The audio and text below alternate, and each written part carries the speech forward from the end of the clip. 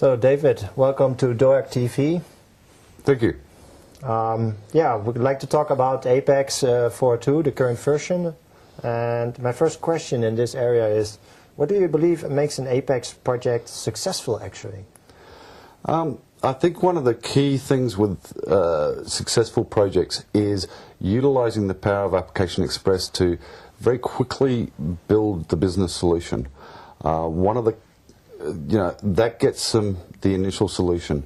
One of the biggest problems I think projects suffer from is they need to train their business users on the time it takes to build the applications correctly. So to build them securely, to make sure that the data model is well defined before they just go in and start building applications. It's very tempting to just, oh yes, we can build that and we'll build it for you and we'll have it for you tomorrow. But it's actually more important to train them, your business users, that it's going to take a certain length of time to build it properly. Certain things are very, very quick to do, but other things, will take some time. So I think that's the success of of larger Application Express development, is having good communication between the development team and the business users, so they don't expect everything tomorrow and know how much time it will take to build it properly. Okay, that's good. So do you think that CSS skills are getting more and more important to an Apex developer as well?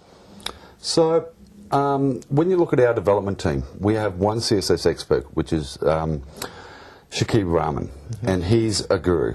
Now, I have no CSS skills. Most of the development team have no CSS skills. And I think that's actually a good model for development teams. You need one person, or maybe two, that have a lot of strength in CSS. And they should be the ones that are doing, the custom theme, etc., to be able to meet the customer's requirements. But certainly I don't think everybody needs to. In fact, it's often a distractor if everybody's trying to do CSS, because then it will look very disjointed. And one of the most important things is consistency, and that your design patterns work across your application, not that one page looks very different from the next page, because different people have their own interpretation of what looks good. So when talking about the database 12c, which features of the database 12c can you recommend to Apex developers? So there's two different areas, very distinct areas. There's the whole multi-tenant architecture, and with Application Express we're unique amongst the database options insofar as by default we're actually part of, we're actually installed in the root within the container database, and then every PDB utilizes that definition for all of the common objects, and there's metadata links from each PDB into the container database. But then there's also database 12c specific features, such as varchar 232k. We can take advantage of those and build bigger text areas for people to put things in. We have very specific changes that we've already built into Application Express 4.2 for things such as the identity columns. So the identity column is effectively having a column with a defined sequence with it. And within our SQL workshop, where you can go and create database components, you can actually create identity columns there. If you're doing browsing objects, you can see the identity columns. And even when you're actually generating pages and regions based on a table with an identity column, then we identify that and actually change the way things are generated.